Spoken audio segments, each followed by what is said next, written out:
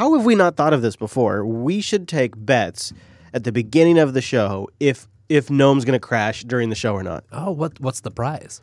Oh, I mean, really, it's just a really cred. Good Chris rant about the crash. Well, no, I feel like, probably that just everybody wins with that one. But I know, I'm thinking like, I don't know, like somebody eventually could keep tally, right? And somebody could come away with like 5 wins because, probably everybody's going to bet it crashes. But there is a probable chance that it will not crash. Like probabilities, we have had many episodes where it does not crash. Most episodes it doesn't crash. Right. So... but I feel like everybody's going to vote that it will crash. So those of you who vote not crash, and then if it doesn't crash, you should get, you bet against the odds, so you should get more of a reward. So I think you have to talk amongst yourself and figure this out. Obviously, everybody should be trading in Bitcoin, and just cut me in on, just give me 5% off the top, okay? Easy? Everybody on board? And if you give me 10%, I promise not to throw and intentionally crash it or not. What? Yeah, as long as I get 10%. All right, ladies and gentlemen, it is the Unplugged program, and we're going to kick it off right here. And do we have a pre-show topic?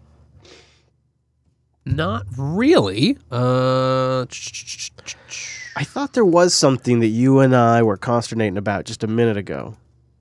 I was almost positive we had something. I was almost positive, Wes. There was almost something. When remember after we ate barbecue and then our brains fell asleep?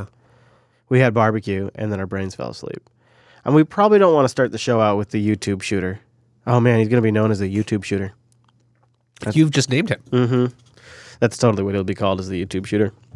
Let's see. Didn't we talk about that on User Error? What's that? Like them getting names and being famous. Yeah, we did. Yeah, we did. Yeah, I feel like I probably don't want to start the show out with that, though. I need something else. I need something fun to start the show out with. This is, we blew it on this one. This is our bad. The first 3D printed steel bridge. Meh.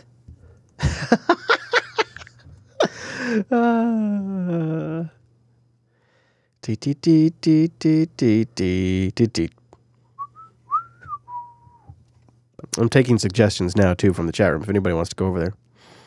Chat room was slow today, huh? Yeah, what's happening? I don't know. Maybe they're tired. Yeah, maybe. Or maybe they also have barbecue? Probably. Or everybody's following this YouTube shooter thing, I think. That could be what it is, right? It's on a down note now. Oh, what's the note? What's the latest? Oh, I haven't. No, it just sounds like a down topic. That's all I'm saying. Yeah, I know. It is. Nobody's got nothing? All right, fine. Fine. Gonna make me do it. I'll go find something. Let's see. What we need is a Richard Stallman YouTube video. A quick Richard Stallman. That would actually be perfect. Yeah, we need a quick Richard Stallman YouTube video. 33 seconds. That's pretty good. Is that actually Richard, though? You see, any simple model of human nature is going to be wrong. Human nature is complex. Many emotions are possible. Many motivations are possible. That's not bad. I don't love it because it sounds like total butt on the encoding. Yeah, so I would like to find something else. Probably shouldn't play 10 years of Richard Stallman pedophile quotes. I wonder if are they actual quotes by Richard Stallman or somebody? Prostitution, adultery, Yeah, that doesn't do it for me.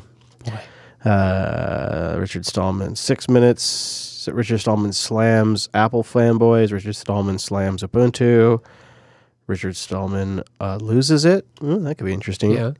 Richard Stallman explains everything. Damn. There's a lot in that one, for sure. Proof Richard Stallman is a cuck. Okay. All right. Okay. And the other thing is that a beginner shouldn't be installing operating systems. Go to a user group and find someone who loves installing the system to help people. I've never installed GNU/Linux. I never saw a point in learning how. I've never installed GNU/Linux. I've never installed GNU/Linux. I never saw a point in learning how. Okay. YouTube is just... The thing is, though, that Stallman couldn't possibly be a cuck because you need a wife and a friend to do that. I actually thought it was going to be like a political statement. Yeah, sure. That's what I thought it was about. The human mind. So That's so far as our winner. But if anybody has a better one, please drop it in the chat room. Something short, 40, 30 seconds at most. That's like a good Stallman soundbite. We could start with the free software song. Oh, sure. Sing along, maybe? Mumble sing along. Another Richard Stallman pedophile video. Huh. It's really a thing on there. Apparently. Free software examples, Richard Stallman. Let's see here. Richard Stallman explains how we can be free. It's 12 minutes. All right. Well, we're eliminating it down to two things. There's this one. un ritmo de 7 compases. Entonces, si les parece un poco confuso, Yeah, he's multilingual. no es un error. Por ejemplo, es este ritmo. Okay. But no big deal.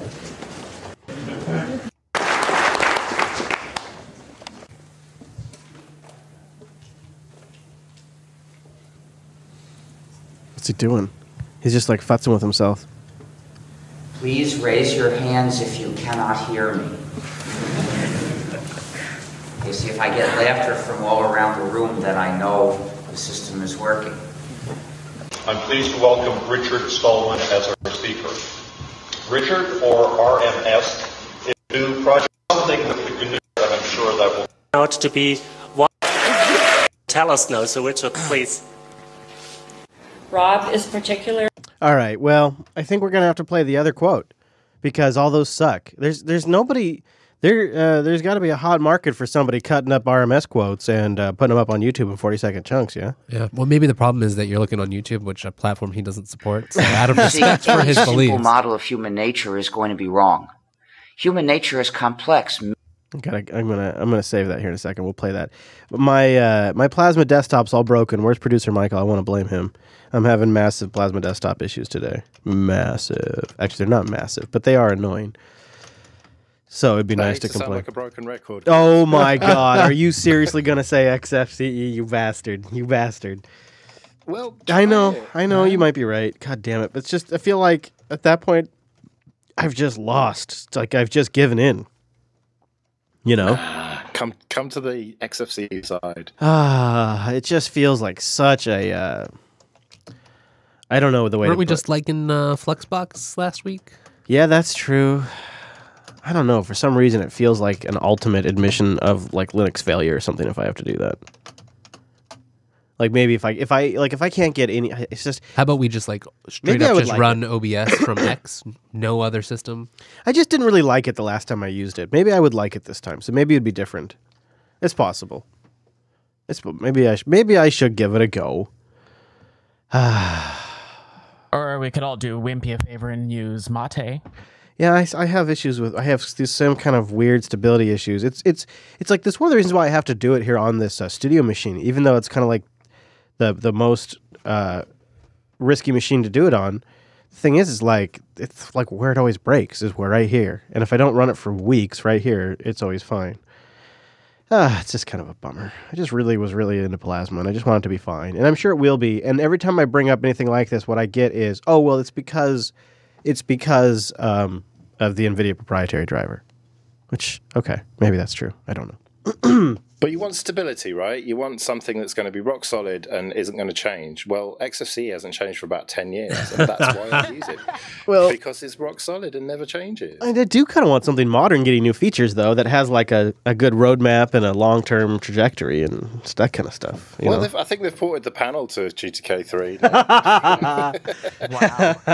Yeah, I'm using XFCE right now, but only because I joined the Ubuntu Studio development team. How do you like it so far? XFCE, I kind of want to change it out for Mate, and I've actually proposed that to the rest of the development team, and it's actually being received with open arms. Yeah, it does seem like there's more of a future there. Oh, there's definitely more of a future there, but what you need is something that works right now. That is true. Yeah, that is my hackers. It's really been true hackers. It's been good. It's been good, but All right, well, we're going to start out with an RMS quote, and if I don't like it, I won't use it in post. But I'm going to start with it because we're going to end with RMS, so it kind of seems like maybe we'll start with RMS.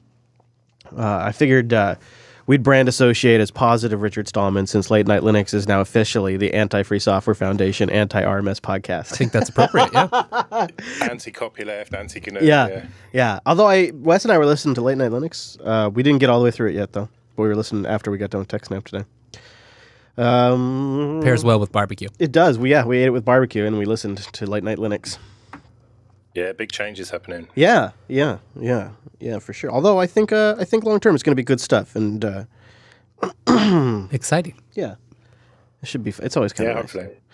Let's see. So there's He's so pretty. He's got quite the beard. All right, chat room, please bang suggest a roo, and ND, you could always check out, those are all good suggestions. Also, IRC Cloud, I've been plugging a lot recently for no particularly good reason. Okay, Richard Stallman, in the 3s, in the 2s, in the 3s, the 2s, the ones. You see, any simple model of human nature is going to be wrong. Human nature is complex. Many emotions are possible. Many motivations are possible in the human mind. So, a simplistic motivation a simplistic model of human nature. Humans are motivated by profit. It's absurd.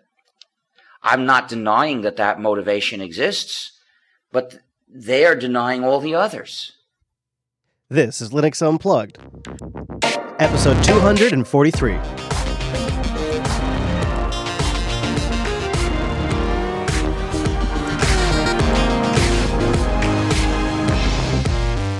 Oh, welcome to Linux Unplugged, your weekly Linux talk show that was just listening to some wise words of RMS, something like that, mixing its words up apparently before the show starts. My name somehow is still Chris. My name is Wes, at least I think. Hello, Wes. I hope so. I hope so, too. You'll keep us grounded today while we rush through what is undoubtedly a huge show. We've got some big news up front, big changes coming on a couple of different fronts. Some nice new features arriving as well, so we'll talk about all of that across a couple of different distributions and software projects. And then a new version of Qubes OS is out. We'll tell you a little bit about that. Wes found a super cool geeky tool that really gives you a great visualization of what the heck is going on all across your system, like the inter-process communication. So, after that, we're just going to pick up, walk away, and we'll be done. We got nothing else. We just figured that was enough. That's so much. Wait, what? Oh, hold on. Last minute incoming memo. No, that's not it. There's more show after that. After that, we'll look at a new proposal by Richard Stallman, a radical proposal, as he titles it, to keep our personal data safe. And he makes a really good point. In his article, he goes hard, too. He says the surveillance imposed on society today far exceeds that of the Soviet Union. For freedom and democracy's sake, we have to eliminate, or we need to eliminate, most of it. And then he lays out a couple of semi-solid ideas. And this ran in the Guardian section, in the Guardian's opinion section today. And it was interesting to read RMS. He had a really, what's the way to put this? The most centrist position I've seen him take on a subject like this in a really long time. Like just a really solid take on and some actual practical ideas that we could implement today, although I don't know if we'd ever really see that. I'm not sure. Yeah, we'll see. Well, I'm just a hot mess today, Wes, so let's see if that mumble room can't save me. Time appropriate greetings, Virtual Lug. Hey. Hello. Hello. I don't know what any of that was, but I loved all of it. Hello, guys. How are you doing today? We have a good showing. Wimpy, it's good to see you back. Hello, sir. Good to have you, as always. Guys, what do you say we start the show out today with a little Valve news? We haven't talked about Valve in a little while. Cue the Valve. Oh, there it is. Yep. Ooh, send shivers down my spine every time. I don't think this move surprises anyone, but it appears that Steam machines are just silently disappearing from the Valve website. Yeah, Liam over at gamingonlinux.com has this. He says, in fact, the entire hardware page on Steam is now gone. And anyone that goes to the direct link, the store.steampower.com/hardware, is just redirected to a basic search page. And it looks like when he did some digging, it must have rolled through earlier this month. when I was down at Dell, I kind of got a cold read on the future. They weren't sure. They thought maybe VR and 4K would push it over, but I don't think there's been a huge demand on Steam machines for VR, and that's sort of what they were banking on to bring them to the next level and be competitive with consoles. That was going to be their secret sauce, and it didn't materialize. And even now, like Liam makes the point, there's now over 4,000 Linux games on Steam. Yeah. With more releasing every single day. Of course, a lot of them are junk, but that just how it always goes. Some of them are great, too. I gotta be honest, I think I bought into the hype pretty big back in the day when these things were first announced, because if you remember, it was a hype sandwich. It had Windows Store momentum that was freaking out Valve and Epic and other game developers.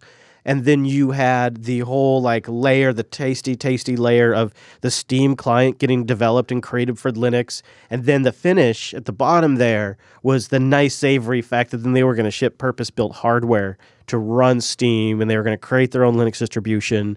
And how can I not get excited about that? That's some exciting shit. The reality is, though, that consoles have really not changed much since they launched the market. Microsoft and Sony and Nintendo have continued to lock that market up. Console gamers seem to be a different type of gamer than PC gamers to a large extent. I don't know. Maybe I'm wrong. I'm not a big gamer, but it seems to be that the markets aren't.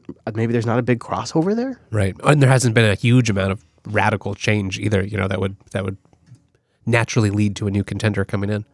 Yeah, I know maybe this is just them redoing stuff, but I don't know. Anybody in the Mumble Room have any takes on Valve pulling down the Steam machines off of the website? Is this a sign that things are over? Bit. Yeah, I think a lot of it has to do with the very successful Steam Link, because you can then just use your regular PC across the network, plug it into your TV, and boom, there's your console. I can 100% see that. Yep. Yeah, the Steam Link and the Steam controller have been the successful byproducts of that experiment. Very much so, yeah. And exactly, as a proud owner, I'm like, yeah, that's it. That's got to be it. And it makes sense. Then you invest once in a really nice graphics card and a really nice desktop PC, and then you can stream it to multiple televisions. And it actually works. I've got one. I've only used it a little bit, but I was impressed. It actually works. And NVIDIA's got something similar that's built into the NVIDIA Shield. You can do the same thing to the NVIDIA Shield TV if you have a Windows box. Right. So there you go. I don't know. All right, how about a mystery? You guys want a little mystery? And Bacon points out in the chat room, Bacon points out that the Moonlight project, which lets you just use a Raspberry Pi, because remember, it's an H.264 stream here. All right, how about this one? What do you guys make of this? What is going on? Apple, for unknown reasons, is looking to hire multiple Linux kernel developers in both Texas and in California. Is that right? Yeah, they specifically are looking for people with Linux kernel development experience and someone with 5+ years of embedded Linux kernel development experience in understanding of the Linux kernel internals, familiarity with ARM, and Linux kernel device driver development experience.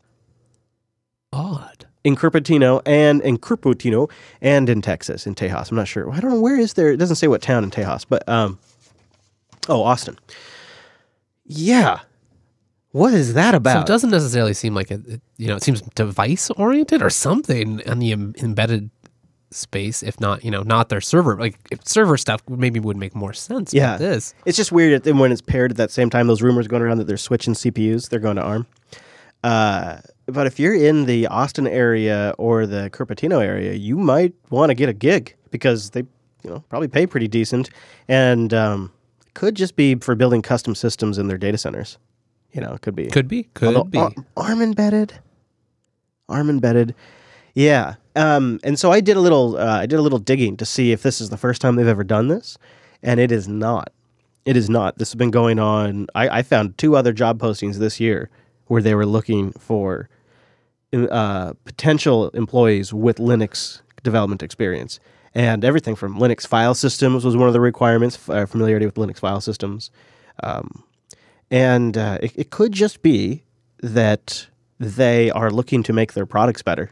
And so they want to hire somebody that is working on a superior built system. I mean, you know what I'm saying? I mean, I'm not That's trying a to punch to the gut there. I'm not a big fan of their kernel, eh, Chris? No, well, who knows? Who am I to say? But you got to wonder if it's not a good way to vet a better developer from a less better developer. Just take a risk on somebody that has some kernel experience. You probably a good chance they know what they're doing. Yeah, and probably have some easy to vet open source contributions there. Exactly. So anyways, isn't that weird? It's been going around. In 2 different locations too. So I mentioned some new features this week. Well, check this out. My hot little hands here.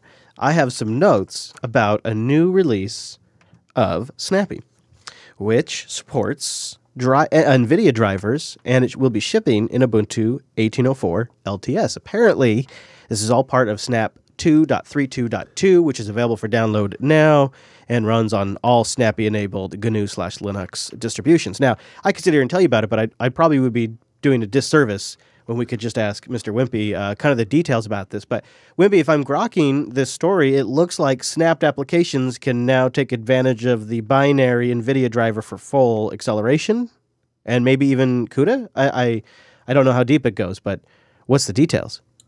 Well, this isn't something new. This is just a change to accommodate the NVIDIA 390 drivers. Oh, I see. So this has already been possible. Oh yeah, this has been there for some time now. News to me. Yeah, okay. So it's been around for a while. So when you install games like what's the Mario Kart thing, Super Tux Kart, there's a snap of that. That's obviously using all of that stuff already. But the 390 drivers have a different layout and structure and different shared object names, and the confinement model needed to be updated to support those new drivers. Anything in particular that I'd find interesting? So what did NVIDIA do with the 390 release that... Because I assume the trick is talking outside the sandbox. Is that what has to be sort of shored up? Is that capability? Yeah, it's passing through to the drivers on the host operating system, and the location of the shared objects have changed in some cases, so they didn't hook up properly, but they do now. And that'll be in 18.04 when it ships. It's already in 18.04, and it's making its way to the other flavors, the other releases in due course. Looks like there are some improvements to temporary files with AppArmor as well with Snap D, so that looks good. I gotta say, this is me saying this, and I'm not saying it because Wimpy's here. Seeing now Popey too. Hi, Popey.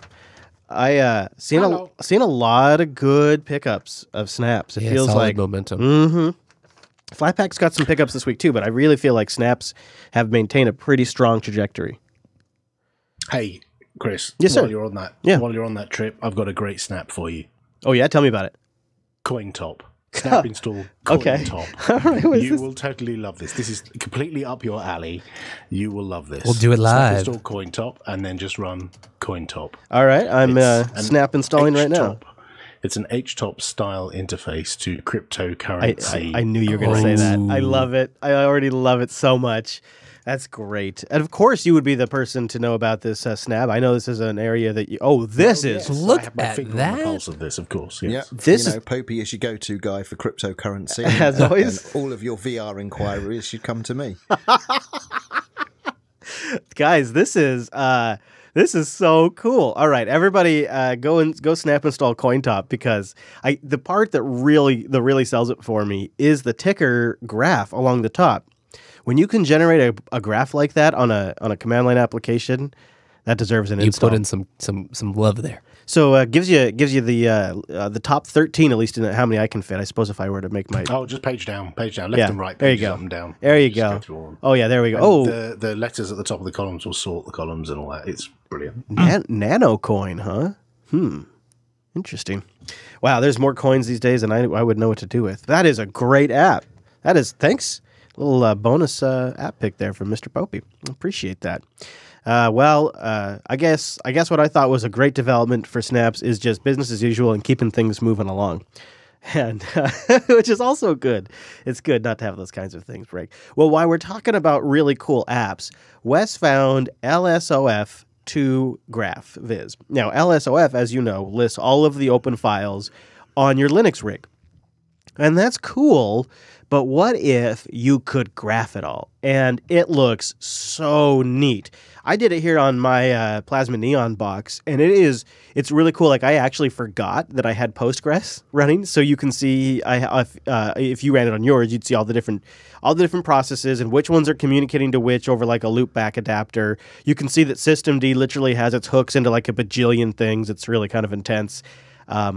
And I also realize how many applications on my machine have a back-end front-end arrangement, like Spotify and a bunch of others that have a back-end listening process.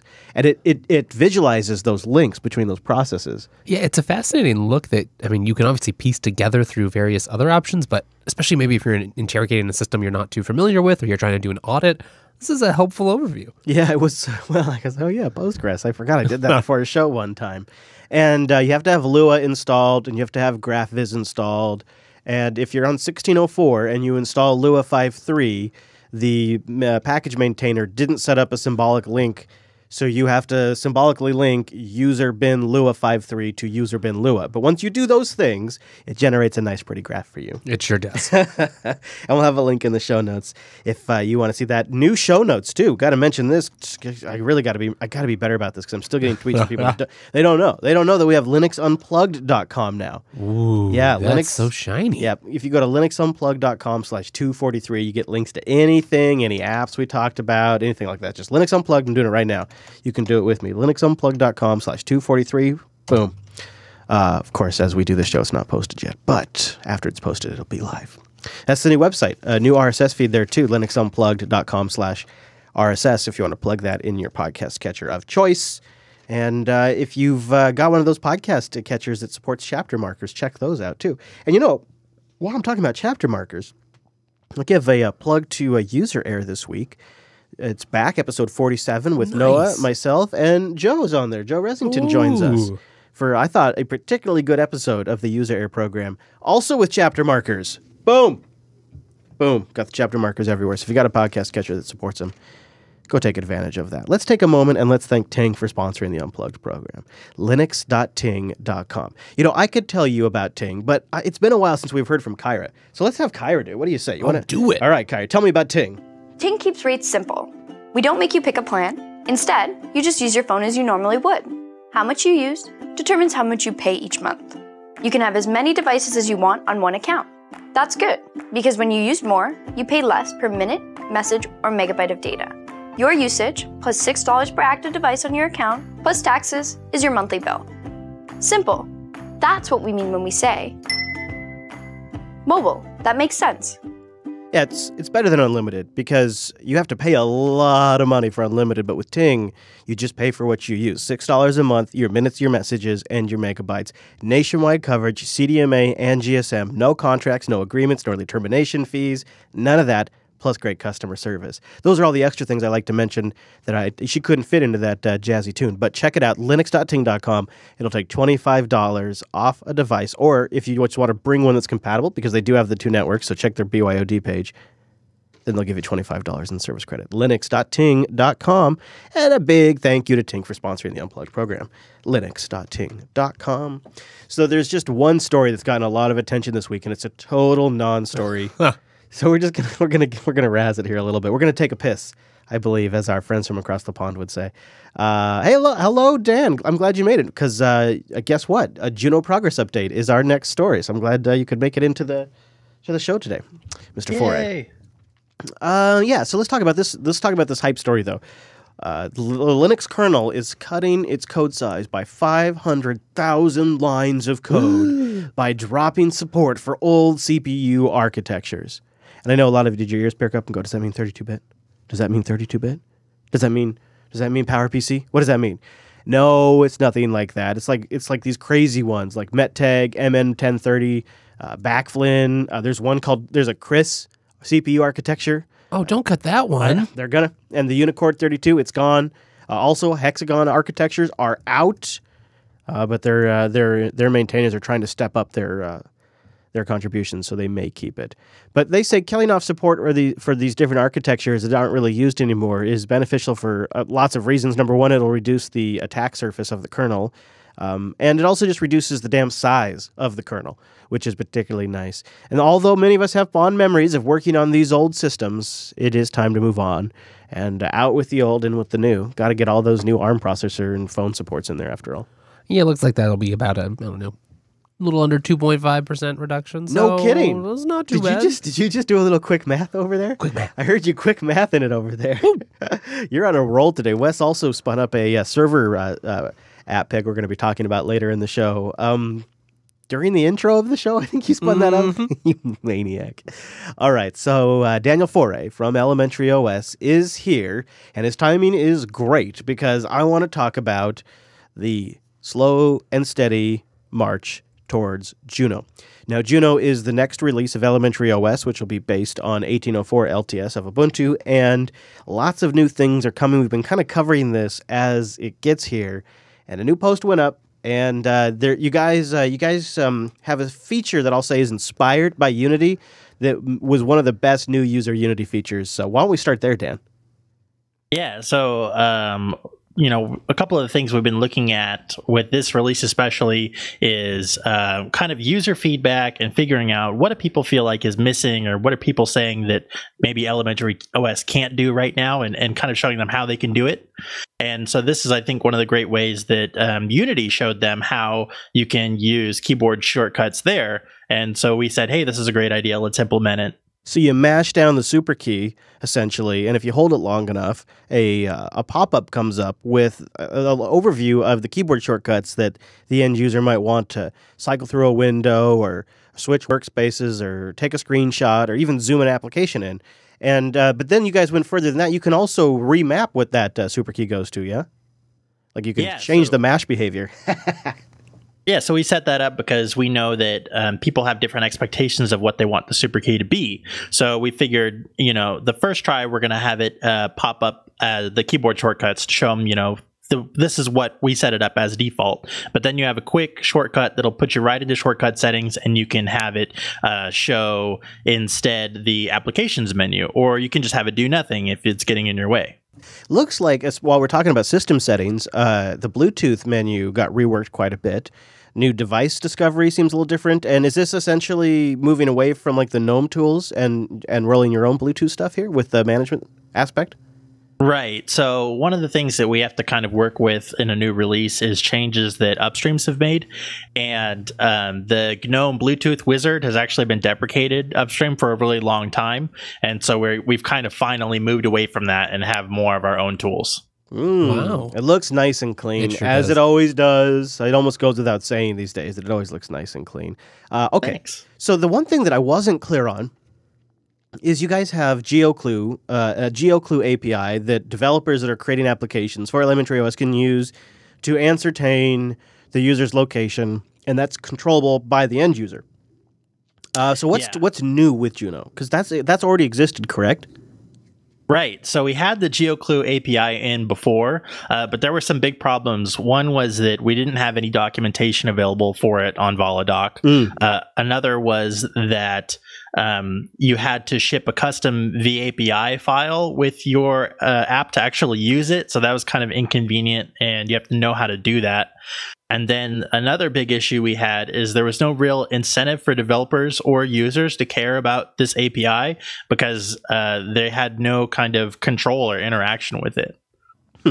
Well, and now it's like even more like what the part I didn't quite grok was like, now it's like down to the nearest town, or like you can get more fine-grained of how close it gets for the user. What we do is that now when an app wants to get your location through GeoClue, we throw up a little alert dialog and we ask you permission, and then we let you know what kind of accuracy that the app is requesting. So you can know. Oh, hey, I see. Okay. Right. So if you have an app that should only be requesting country level, but it's requesting street level, you can say, hey, no, I don't want to do that. That's slick. Well, so that's those are the things that jumped out at me. Is there any other things anything I missed or anything you want to mention? Yeah, I mean, we've been trying to look at some things that our users have been asking for, and one of the big ones is some more changes to code. The editor. Yeah, there was recently a poll in the Vala Google Plus community that said that more people are using elementary code to write Vala apps than gedit and GNOME Builder combined. Wow. Huh. Yeah, so we're really going hard on trying to make this a great code editor. Yeah. We've added a new fast style scheme switcher, so you can easily go into dark mode with Solarize Dark or light mode with Solarize Light, and that's just a one-button click back and forth. I like that. Yeah, I see that. This is one of these. I don't have I ever. Wasn't this renamed? Like this is. I knew this by another name before, didn't I? Before it became code. Yeah. So in Elementary OS Loki, we shipped it as Scratch. And that's it. This is a total rebranding. Okay. Well, dang, it looks great. And so now it's called Code, and that was formerly the artist formerly known as Scratch. Okay. Right. Dang. And those are just the things you're talking about at this point. Just the things. Yeah. There were some App Center updates as well, some changing over, like going from updates to installed, and a few other like tightening up of the UI there. It's good stuff, Dan. It's good stuff. So when do I get it? When do I get it? When do I get it, Dan? Dan, when do I get it? Dan, can I have it now, Dan? Dan, when do I get it? Can I try a beta, Dan? Dan, when do I get it? Dan, I want it now. So we're trying really hard to get to the point where we can release a public beta. What we're doing right now is we're trying to track any regressions from the old version and make sure that we fix those up and things are ready for our developers to get their applications ready to ship in App Center and for translators to go in. And so we have to hit a string freeze so the translators can go in and do all their stuff before release time. Very good. Well, I'll wait patiently then, I suppose, because it just takes its time is what you're saying. Yeah. So Ubuntu though is going final beta though, right? So as far as upstreams are that's tracking nicely. So that'll save us and let us focus in on just kind of cleaning up and then getting ready to roll that beta out like real soon. Ooh. All right. I'm excited. Well, thanks for coming by and giving us an update. I like that you guys are keeping us posted. It helps build the hype, and that's always appreciated. It's always fun to get excited about a new release. Yeah, trying to. Definitely tune into our blog because we're posting stuff all the time about what we're working on. Boom.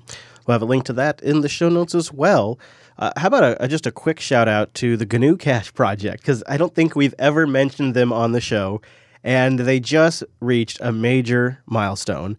Version 3.0 has been released, and it finally has been moved over to GTK3. Nice. Yeah. And, I think that's probably taken them quite a bit of work to get there. So I thought it was worth celebrating. Even though we've never really mentioned the show, it's one of those boring, just get work done tools. But it is kind of great. Yeah, I mean, for double entry, simple double entry accounting stuff, works pretty nicely. It looks like they've added support for some online service APIs too. Oh, that's handy. So it could be, and some improvements to the SQL database backend stuff. So GnuCash 3.0 with GTK3 now baked in. Check it out. Yeah, I guess so. I don't know. I don't think I've probably launched GnuCash in years. All right, we do have a new Qubes OS. Anybody in the mumble room a Qubes OS user? Anybody? I thought we had somebody at one point. Come back to us. Everybody switched over to Elementary OS, I guess. It's so flashy. Yeah. All right. Well, we'll talk about Qubes OS then. So, Qubes OS is. You know what? Actually, before we go to Qubes OS, let's take a moment and let's mention. Why we plugged. User error. I'll also mention, check out this week's Late Night Linux that just came out. It's Ike's last episode, and they have Graham on from Linux Voice and talk about some of their future plans, so go check out that. It was a pretty great episode. And then also, I think we mentioned it once before, but one more plug skis. The Ubuntu podcast is back from their season break. They recently had a great interview. Yeah, we are. Fantastic. Congratulations, guys. It's good to have you back. And so Ubuntu podcast is definitely worth checking out. And, I might as well, if we're doing this, I'll throw a plug in there for TechSnap, techsnap.systems. Wes is going to do a breakdown of a super cool open source tool called Terraform. And we'll be covering that in this week's episode that'll be coming out on Thursday. Lots of fun. Yeah, so there you go. I just wanted to mention a few of those things because there's a lot of really cool stuff going on out there right now. Speaking of cool stuff, how about DigitalOcean? Oh, yeah. You know I'm all about it. Go to do.co/unplugged and get a $100 credit. If you have a new account and you have a legitimate credit card on file, you can get a $100 credit at DigitalOcean.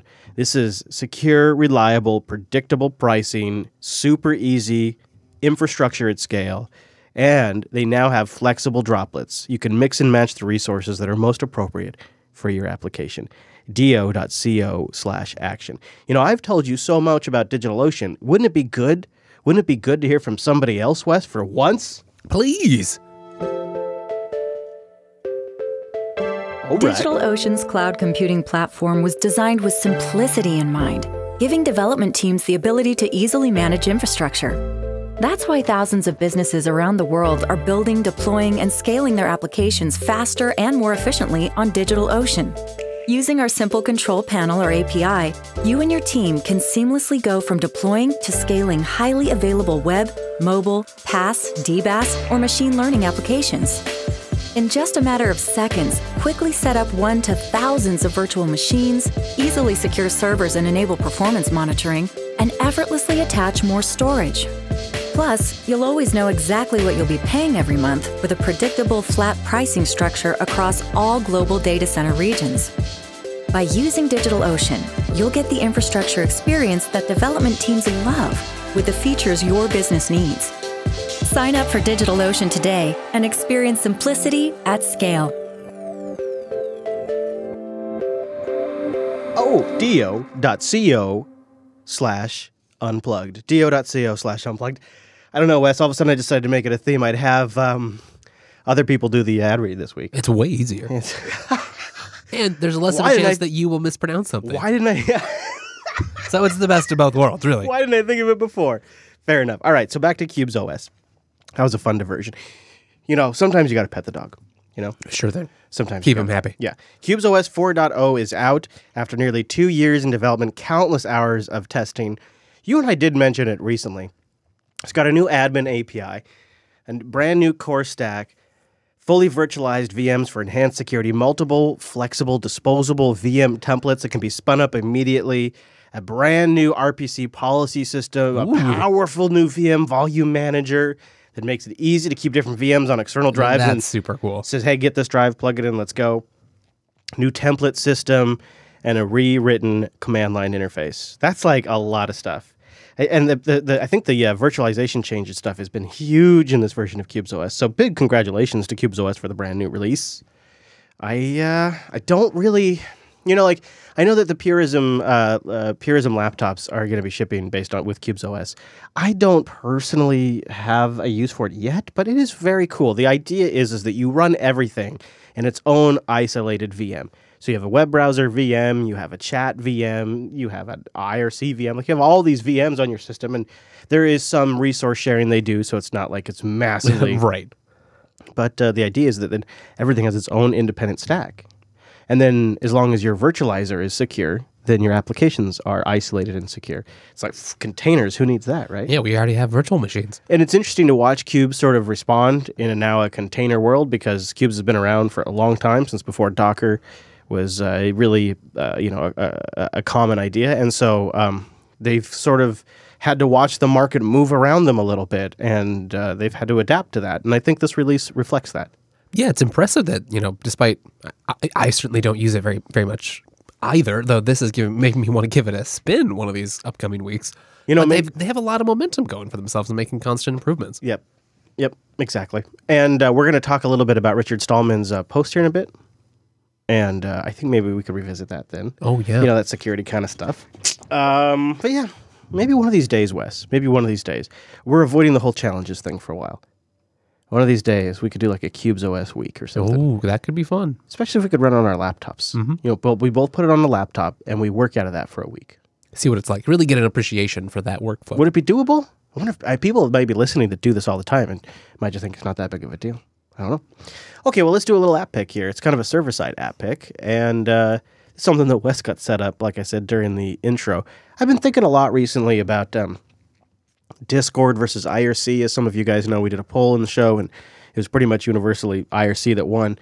And I was trying to break down, like, well, what is this about? And a lot of people said, well, IRC isn't a cloud service. IRC is, it's the open source way. Like, there's all these different reasons that people had, and none of it totally clicked with me, because the IRC system that most people use, like Freenode or like GeekShed in our case, is hosted by someone else on their computer. It's kind of technically a cloud service. It's just the cloud service that we didn't call cloud services back in the day. It was just a server you connected to. But if IRC were to launch today, that would be considered a cloud service. And so I didn't really buy the argument that moving away from Discord got us off the cloud or something like that. But you can't argue that one thing you can do with IRC that you can't do with Discord is you can truly brew your own IRC server, roll it yourself if you want. Definitely. And that kind of got me down this path of like, what other things do we commonly now use as hosted services that we could quickly and easily re-implement for ourselves if we didn't need something huge and large scale. Maybe you don't need a free node scale IRC system. Maybe you don't even need something as large as what Jupiter Broadcasting needs, 20, 30, 40 people in an IRC room. Nothing massive. Do you really have to, how many hoops do you have to go through to just do this yourself? Right. Maybe you just need a private server, behind closed doors to orchestrate a couple things. So how easy is it? Well, Wes found Oregano. Oregano is a modern experimental IRC server written in Go. Yeah, you've guessed it was either going to be Go or Rust, didn't you? It's designed to be simple to set up and use, and it includes features such as UTF-8 NICs, channel names, client accounts with SASL, and IRC v3 support. And you got up and running on your laptop there. Actually, it's running up on a DigitalOcean droplet. Of course. I should have known. What is your initial impressions on the difficulty to set it up and all that kind of stuff? Oh, it was quite easy. They've got releases available. There's also looks like it's in the AUR as well if you want to give it a go that way. But really, you just go to the release pages on their GitHub, download it, extract a tarball. They've got a couple commands you can run to set up the certs and set up a DB, and then away you go. I've posted an IP there in the IRC for our live listeners. Cool. You guys can go check in, start chatting. There's a hashtag JB channel right now. I found a couple of things about it that I liked. It's got native support for TLS SSL. It's got YAML configuration files that are easy to read. Passwords are stored in bcrypt and are also salted, which I like all those things. And it, at least from your description, seems to be easy to set up. So if you wanted to, if you did want to take this under your own control and you didn't need something large scale, I mean, I don't know. I'm not trying to say what this can or can't scale up to, but I think a lot of times we get sort of carried away when we try to say we're going to replace Google or we're going to replace Discord, and we try to replace it with something at their scale. It's just not possible. But we don't all need that scale. And this is an example of an application that you just put on a VPS in a couple of minutes that if you wanted to, everyone at work in your office could be using this. Yeah, no, I don't think that would work just fine. Yeah, and then maybe you wouldn't need Slack. And if it doesn't take hours to get it set up and secured, if it can be as simple as, I mean, how many minutes did it take you? 5-10 minutes? Less than that, yeah. 3 minutes? I don't know. Because one of the appeals of Slack is when you just want to create a Slack group, you just go click a button, put a name in there, and start inviting people, and you're good to go. Well, this isn't that much longer. It's something you control, and there was just that creepy story about Slack giving access to your direct messages to management, and, this doesn't have those problems, and anybody using any old IRC client can use it. That's pretty cool. And then if you want cloud support, you combine it with something like IRC Cloud. Yeah, right. There you go. You have a layered solution. Yeah. It's pretty neat, huh? Yeah, it's simple, no nonsense. I don't know that it's as configurable as some of the standard IRC servers, but you might not need that, right? Like especially maybe you just are using it to transfer data or automate some bots and processes around the office. This could be cool too. Like you just need to spin it up during an event, right? You use it to coordinate during an event or something like that, and then when the event's over, you spin it down. You just turn it right off. Yeah. So, anyways, that's called Oregano, and we will have a link to it in the show notes. And it looks like they also have a couple of different test servers that are always running that you can check out as well. Levi's here to check it out. Levi says he approves of it, don't you, Levi? Yeah, Levi, the studio dog. He likes Oregano. He probably does, actually. He probably does. Get out of there. Do you have any use for your own IRC server? I don't really. I mean, what I want, because we can sometimes have hundreds of people in there, I just don't think I'd want to use something like this. Right. And I mean, it kind of makes sense as part of the business to have not really our special sauce to host our own IRC server. So, but I don't know that I need one, but I could see it if maybe you've already written some IRC bots or you're just like a small office of tech savvy people and you just need someone to store your chat logs and make async communication and other things easier. Maybe you're doing a podcast. Doing a podcast. You got a podcast with a few dozen people watching live. I mean, like right now, there's probably not so many people in the chat room that we couldn't host all these people on it. I'm sure. We could even give it a shot. Yeah. Well, some of them maybe right now. You have people logging in? Yeah, looks like we got a couple people checking it out. Eric, TechMav. Eric, you got in there?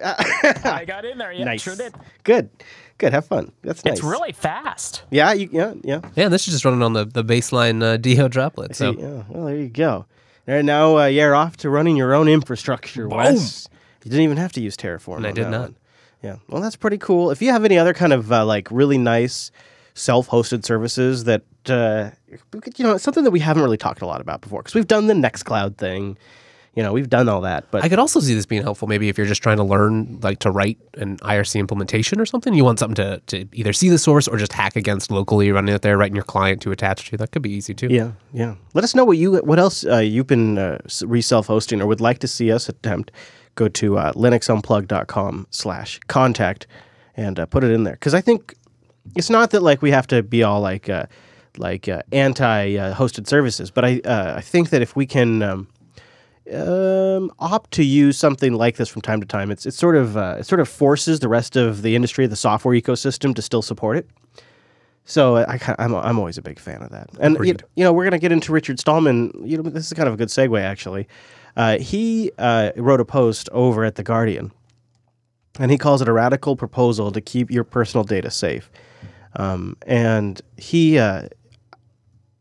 really does. I'll just kind of read it, and then we can talk about it because he does a good job of sort of illustrating a couple of points that maybe could be practical, could possibly work. Maybe we'll discuss that because I think that's sort of the question. But he writes, journalists have been asking me whether the revolution against the abuse of Facebook data could be a turning point for the campaign to recover privacy. He says that could happen if the public makes a campaign for a broader and deeper push. Broader meaning extending to all surveillance systems, not just Facebook. Deeper meaning to advance from regulating the use of data to regulating the accumulation of data. Because surveillance is so pervasive, restoring privacy is necessarily a big change and requires powerful measures. The surveillance imposed on us today far exceeds that of the Soviet Union. For freedom and democracy's sake, we need to eliminate most of it. There are so many ways to use data to hurt people that the only safe database is the one that was never collected. Thus, instead of the EU's approach to mainly regulating how personal data may be used with its General Data Protection Regulation, or GDPR, I propose a law to stop systems from collecting personal data. He means altogether. And the most robust way to do that, the way that can't be set aside at the whim of a government, is to require systems to be built so as not to collect data about a person. The basic principle is that a system must be designed not to collect certain data if its basic function can be carried out without that data. So we have to start designing systems in a way that they just simply don't collect data because the temptation to have because the temptation to have data is so high. It really is. Now, is that practical, though? He talks about the Transport for London digital card payment system that records the trips, the cameras that record your entry to the system when you go down there. He says that we'd have to redesign security systems in a way in the public that where they don't constantly record everything, that the recordings would be local recordings that could be checked in the next few weeks if a crime were to occur, but should not allow remote viewing without physical collection of the recording. Biometric systems should be designed so that they only recognize people on a court-ordered list of suspects to respect the privacy of the rest of us. An unjust state is more dangerous than terrorism, and too much security encourages an unjust state. So his argument there for the security cameras is local SD recordings, basically, and then the POPO go in and recover the recordings within a few weeks if there's an emergency. But maybe like every 90 days or whatever, the cameras wipe themselves or just start overwriting themselves. And same with like payment systems and whatnot. Is that practical? Let's take that one first. Like, could we? Because if you think about this, we have such a massive problem that we're facing now. Even Stallman in here feels a little defeatist. He comes across a bit defeatist. He does, yeah, right? Yeah, he talks about how people don't care enough and about how the only way it's going to change is people care, but people don't care. So that was going to be my question to you in your prompt. What do you mean by practical? Because obviously, I think in many ways, technically, yes, right? But I think he is somewhat correct in identifying a lot of the reasons, both both from the law enforcement side, right? More data means faster actions, maybe or arguably better public safety, perhaps not, but that's the case. And from the business side, more data is more features. And a lot of times those frills, right? A lot of times, even when we're talking about hosted versus self-hosting, those frills are that extra little stuff at the end that really makes the difference and that users really like, even if they're not central to the feature. Yeah, he argues that additional services could be offered separately to users who actually request and want them. And even better, those users could use their own personal systems to track their own journeys if they wanted or something like that. Like, so the tracking stuff could be additive instead of built in. The other hard part, I think, is that a lot of times these in the small, they make sense, right? You're like, oh yeah, I do want to see all my past trips on the tube or whatever. And it's only in the aggregate when it's this large, once it's become this large collection that it becomes creepy and, complete surveillance. Yeah, I mean, let's be honest. We have so many different things that are monitoring our activity now. We have data brokers, you have credit monitoring agencies, you have things like MoviePass that are trying to construct a night out at the movies where they track all of your location. And there's a lot of companies that are in this business now. I mean, Facebook and Google are maybe the most prevalent offenders that we talk about, but there's so much other stuff. And so what Stallman is essentially suggesting, and maybe this is the core thing I'd like to bounce around with you and the Mumble Room, is it possible to design these systems just in a way, like can we say they just by default don't collect information? Can we do that? Is that accomplishable? And why wouldn't that work? And I think about it too from like a system administration management standpoint. Think about that for a moment. Could we do that? Could you build a system in a way where it's not collecting metrics, it's not collecting information and usage? I don't know. So let's discuss that next. But first, linuxacademy.com/unplugged. Go there to sign up for a free 7-day trial. And you support this here darn show. linuxacademy.com/unplugged. I am so tempted to play the clip just to keep with our theme, but I'm not going to do it. I'm going to change it up from what you expect. And I'm going to tell you, just go over there yourself because it is great. linuxacademy.com/unplugged. That's where you go to sign up for a free 7-day trial and support the show. Try out their self-paced, in-depth video courses on every Linux, cloud, and DevOps topic.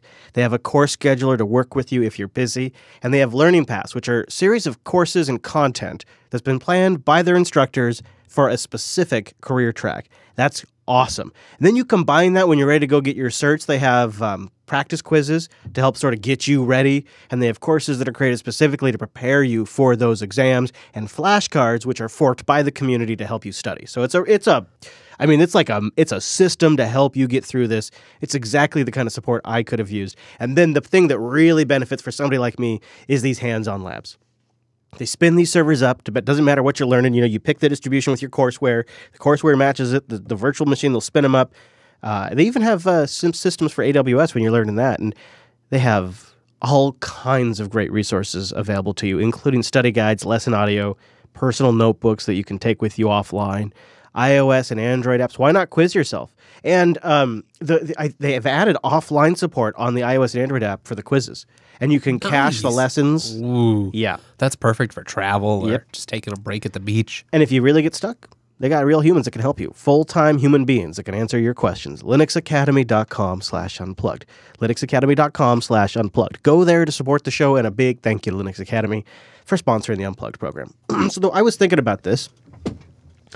I couldn't really build a network without some data. Like, if I don't even track the downloads and I don't know what shows are a huge waste of our time versus what shows people really like. So, like, if you're building a server and you're not collecting metrics on where people are connecting from, then you can't properly build out how your site loads for people. You can't cache it correctly. Like, you have to do some level of tracking. And even at that level, metadata is useful. Certainly. You and I were talking about a couple of different examples of metadata that we have just from like friends and family that use different services. And it's like you can kind of figure out what they're doing just by looking at the metadata.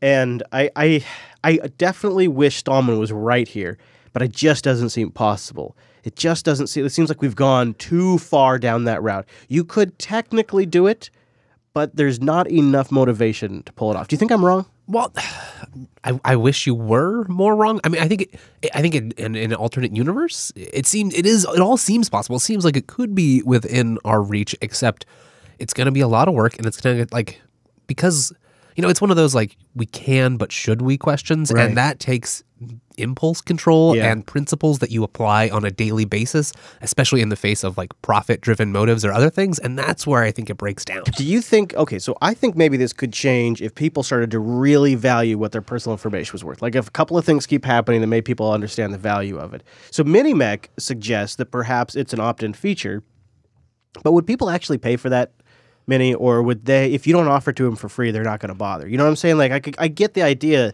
that like you and Stallman were positioning that something like that could be an extra feature you pay for, like the tracking that records all of your routes so you can graph them all for the year. But I don't think anybody would actually pay for it, do you? No, I think if you want to have trust again in these services, try to collect as less data as possible and tell your users you can have other features in this product, but then you will share this and this and this data. And all this stuff should be opt-in and not opt-out. It's like that I think you can gain the trust again. Otherwise, a lot of people are really scary now what they're doing. I wonder if either Popey or Wimpy would like to comment on the GDPR stuff, because obviously it's at the fringes of my understanding, but he does mention in here the EU's GDPR regulations are well-meaning, but don't go very far.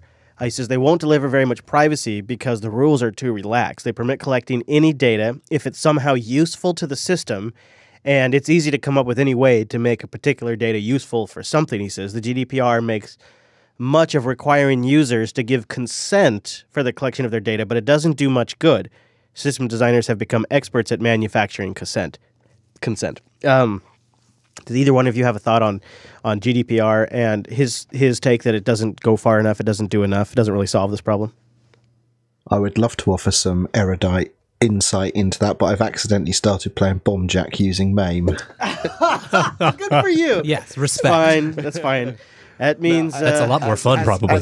As it happens, I have been looking at GDPR a little bit recently, and the problem that I see with it, from my own point of view, with regards to the Ubuntu Mate project and the way that we collect our crowdfunding, is that creates a problem for us. But the issue is that the rules are too vague, and therefore pretty much everything falls under its rules in some fashion or other, and it's unclear if you're truly affected and whether you need to make a change, or are people just making changes because it's so vague.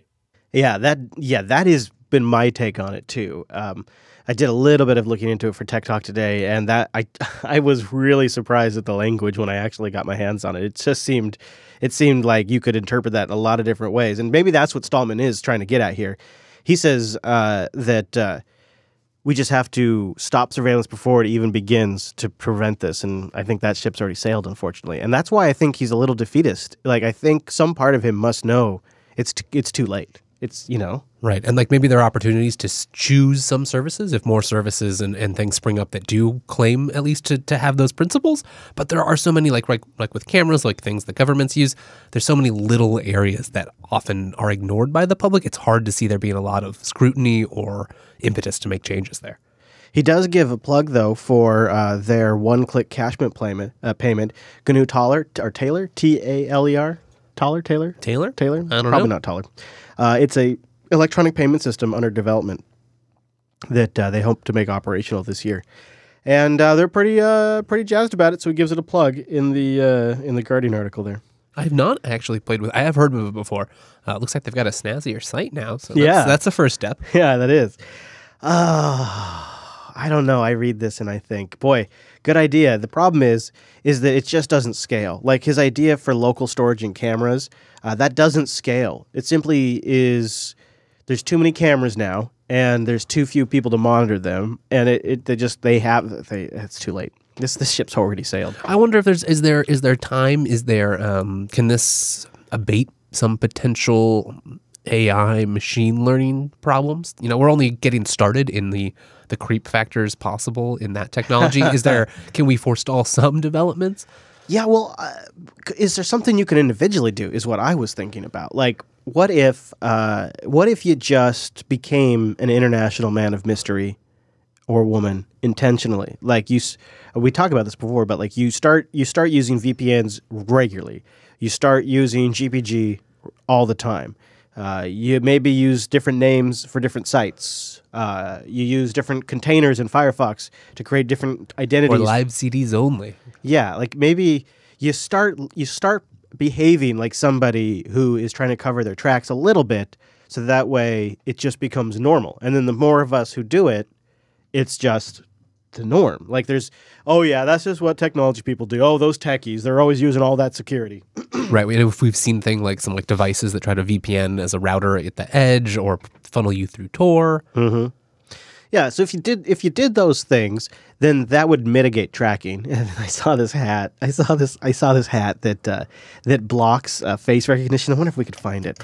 Hat that blocks face. Let's find. It's a face recognition prevention hat. It's the most funniest thing because it's well, that's actually kind of a funny thing when you search for that. You get a lot of funny different results. But somebody is working on a hat that has a built-in LED light array in the brim, which blocks facial recognition cameras. And so you can wear that when you go out if you were super, super paranoid. See, that's the thing. Right there, I just did it. We have to stop talking like it's a super paranoid thing to do. Like it just has to become okay and normal to want to have a hat that blocks facial recognition. Right, that your personal privacy is a reasonable thing to protect without having to explain why or feel like you're suspicious or paranoid. And nobody listening is going to do it. Nobody. I wonder what that tells us. Maybe this is something we're just okay with. Maybe if we collect a whole bunch of information, we can find out what that tells us.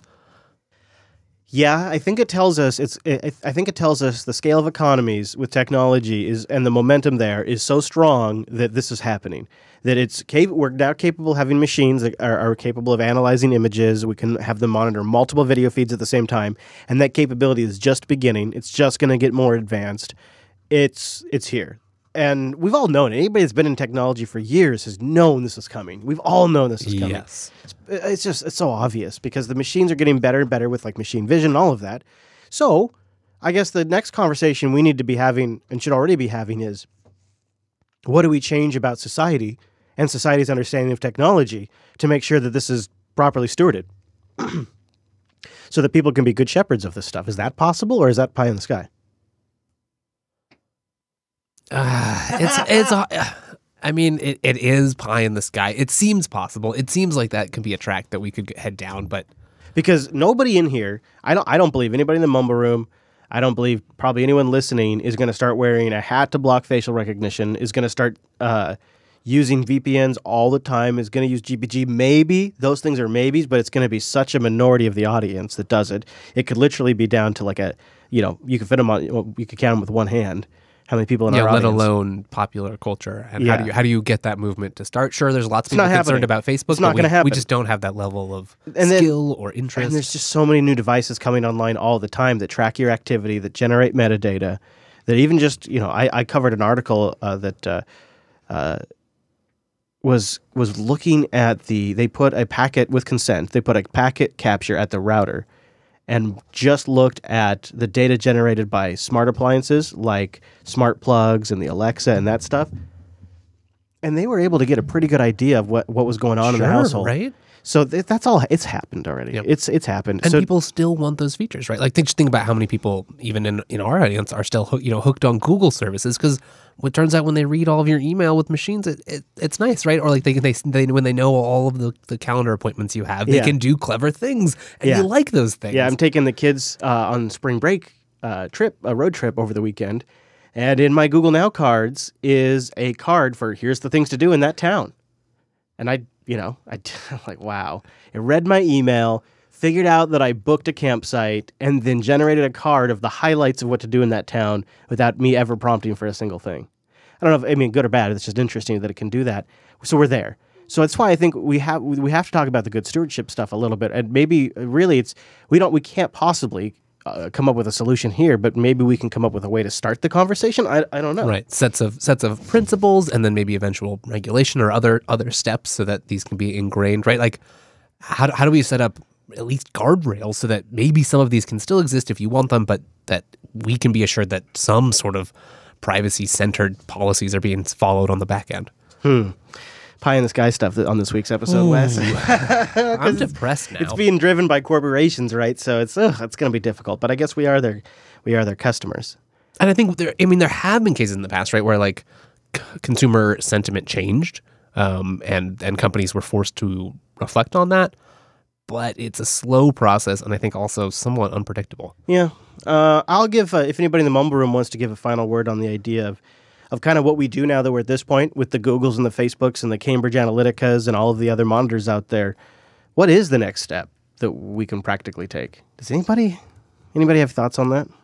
You mentioned GPG. That is definitely a way to encrypt email and make it possible. And I just recently found a way to do it with Apple Mail.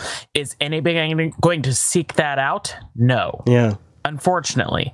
And so that's just kind of the world we're living in, is that nobody even knows they can do it, let alone will do it. Yeah. Yeah, and the thing is Stallman's not going to be around forever. And there's really almost nobody that gets media recognition that's banging that drum like that. Eben Moglen.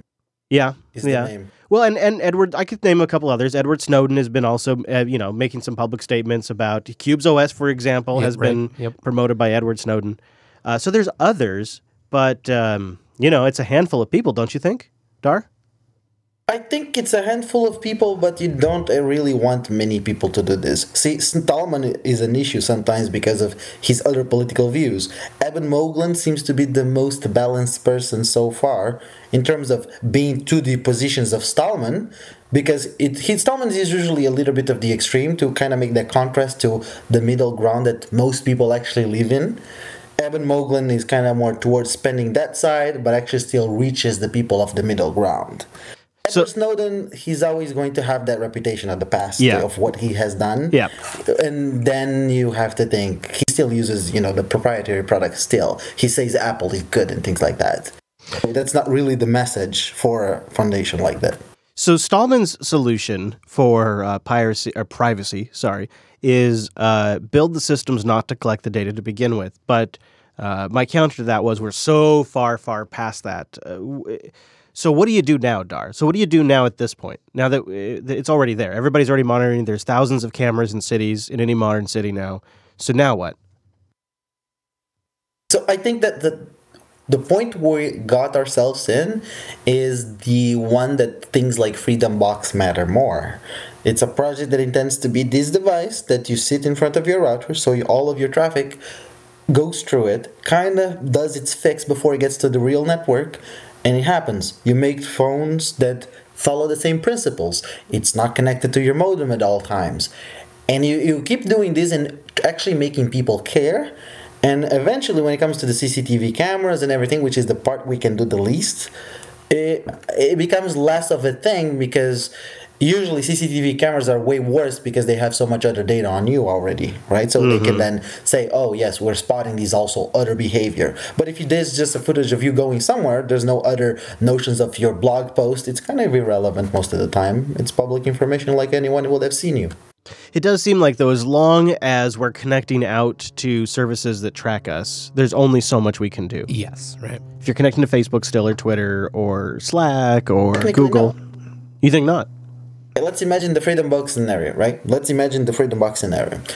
You post on Facebook, but Freedom Box already sees that you're posting on Facebook, so encrypts the message. You see it as if it was decrypted. Your friends see it as if it was decrypted. Yes, it is stored in Facebook, but ultimately it's encrypted text that actually is there in the database. I didn't realize that was a capability of the Freedom Box. That would be that if that was possible. Like, so the Freedom Box is essentially doing encryption of the Facebook post and decryption on the other end automatically in this scenario, in this hypothetical scenario. This is the type of idea that Freedom Box aims to achieve. It's not at that stage. It's hard work. It requires a lot of people, and not that many people are working on that project, which makes it funny enough because, its importance. But ultimately, it does some of the primary fundamental things, like your email actually intends to do this for all email providers, actually intercepting there. And that's kind of what's intended. And if we get to build tools like this, then nobody needs to worry. Like, it automatically verifies your traffic and things like that. Now, I just hope that we can build these things and get them established while enough people still care. Not to make this about the damn probably kids, a pretty short little window that we have, right? That is what my concern is. Like that Freedom Box it does look like a great project. I'll have a link in the show notes, but freedombox.org if you want to check it out. It seems like part of the problem is just too that, like, oftentimes maybe with enough consumer interest, we could have some easy to use privacy focused things, but even making the claim of privacy, right? It's not a feature that you use in a normal sense. And it takes a certain amount of understanding of the technical systems underpinning it to be able to appreciate, like, is this privacy real or is it just hype and marketing? Yeah. So that makes it hard for consumers to self-select as well. So, Mumble Room, remind me, who just bought Tunnel Bear? Was it McAfee that just bought Tunnel Bear? Yeah. And that's an example. Who owns McAfee? Yeah, right. Oh, actually, I thought they spun them off. But either way, it doesn't matter. My point is that it shows you that even when there's this is not to make this like a socialism thing, but it seems like to me, like if there is a business directive to earn money at a service like a VPN service, that is a really, really precarious position to be in, and your company's got to be structured right to do that. And the problem is that another company can come in and buy them, and they can have a completely different set of standards. So that's why it would be nice to be something that the open source community addresses, or at least even if it's a commercial company, the solution they're implementing is using open source software. Using open source, having more nonprofits involved, similar things. Yeah. In my perspective, this is the reason you don't pick software for its technical capabilities, but rather for the principles of the project. That's how you know that they're not going to sell out to somebody that would then allow those things to happen. That's the whole principle. You make contracts like the GPL does to... When you actually sign up to FSF, the FSF goes and makes an effort to make a contract to you that they will never go and do other things. So you have legal ground to sue them if they do so. Ultimately, it's that kind of trust that is required more than the technical capabilities. And we tend to very often go to the technical capabilities as a choice. We say that it's great that it's open source, but that doesn't allow the reversibility of the open source project. Yeah. While having that type of criteria does allow for that. That is a well put point. In fact, I think that's a good note there to wrap that segment on, because perhaps long term, that is the best way to go about making your choice. I think so. All right, Mr. West, the Linux Unplugged program is live every single Tuesday, and it would love to have you join that virtual live. Do it. Apparently, we talk about ourselves now in the third person. That just happens. Come join us. Tell us to stop. Tell us to keep it up. We need you here. It only stops if you make us go to jblive.tv on a Tuesday, get it converted to your time at jupiterbroadcasting.com/calendar, and again, notes for everything at linuxunplugged.com/243. Oh, thanks so much for being here, and we'll see you right back here next Tuesday.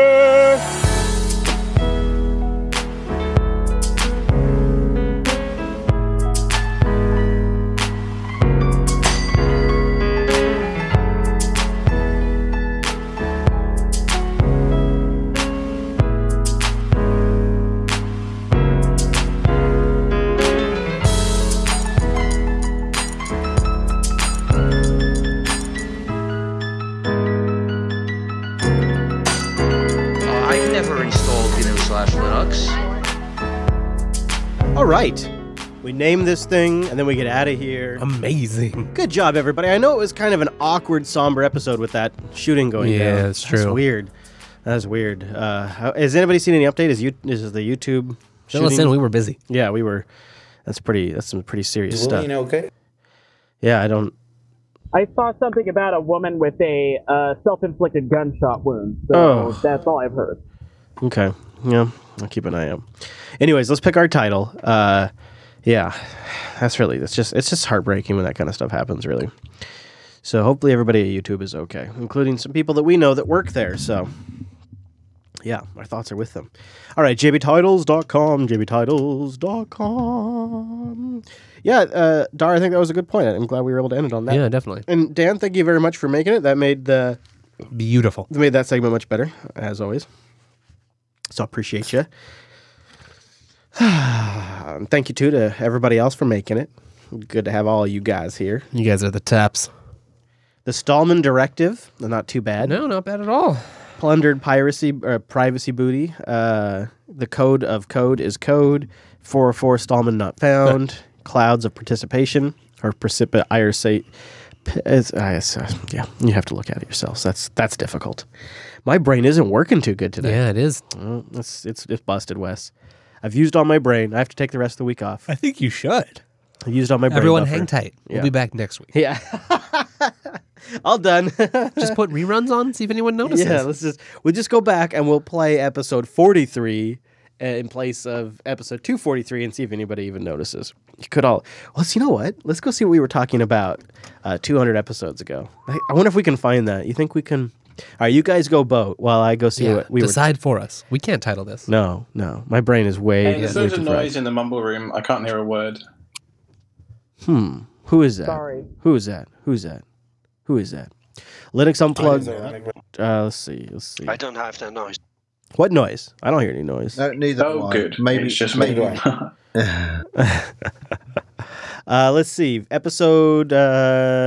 Interesting. 31 is when we changed over to the new logo. Okay, so I guess I can't call it new anymore.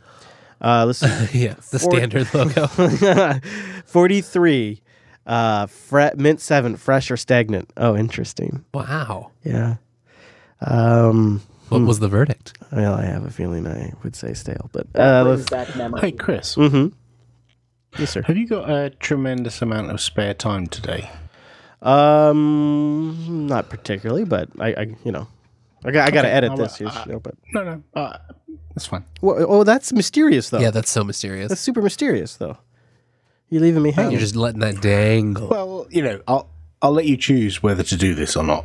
But if you do snap install SDL pop, SDL, the simple direct media layer, SDL POP, and then run SDL pop.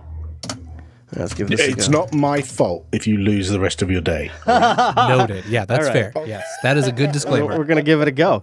All right. The Stallman Directive is winning right now, by the way. So if you have a title opinion. All right. So now I'm going to run SDL pop. Does this need sound or anything? Or sound. Do you have better the with sound, recording somewhere else? This is amazing. This is amazing. Okay. So to quick save and load, press. Oh, I didn't. Oh no! What? Oh, Prince of Persia! Amazing. Is this? It's an SDL re-implementation of the DOS disassembly that was done a little while ago. What? This is great. This is so great. Looks good. Oh man, I didn't read the. Keep the kids busy over spring break. Yeah, what? I didn't read the keys though, so I have no idea how to move. All I know is I have 60 minutes. Arrow keys, Control, and Alt are the only keys you need. Arrow keys, Control, and Alt. Nothing happens. It's all I want to. Oh, that's gonna be fun. So I'm gonna have to snap install SDL pop on all the things now. Boy, CoinTop and These are two SDL pop winners today. Yeah, the good times just keep on snapping. I love it. Hey, Chris, it's Ironic. Hello, Ironic. Sorry I was late. I wanted to talk to you about Linux Server.io. I don't know if now